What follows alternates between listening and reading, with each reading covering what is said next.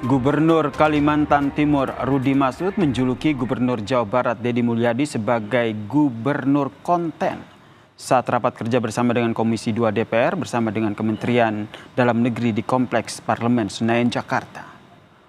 Rudi menyampaikan hal itu saat akan memulai memaparkan materi terkait dengan daerah yang dipimpinnya.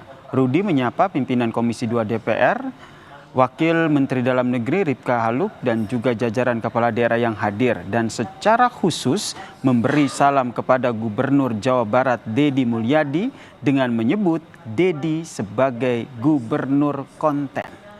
Candaan soal gubernur konten itu pun merujuk pada Deddy Mulyadi yang aktif membuat konten di YouTube dan Instagram terkait dengan kegiatan serta isu-isu di Jawa Barat. Namun hal itu langsung dibalas Deddy Mulyadi soal julukan gubernur konten dari Rudi.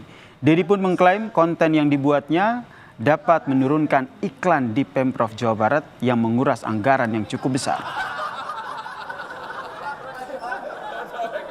Kami banggakan rasalah kami pulang kampung masuk ruangan ini, Pak Ketua dan seluruh pimpinan dan anggota Komisi 2. Yang kami hormati juga Ibu Wamen Mendagri, terima kasih banyak Ibu Wamen dan seluruh gubernur yang hadir hari ini.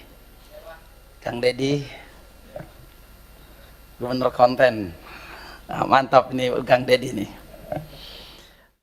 Tadi Pak Gubernur Kaltim mengatakan gubernur konten, alhamdulillah dari konten yang saya miliki itu bisa menurunkan belanja rutin iklan. Biasanya iklan di Pemprov Jabar kerjasama medianya 50 miliar. Sekarang cukup 3 miliar tapi viral terus. Terima kasih.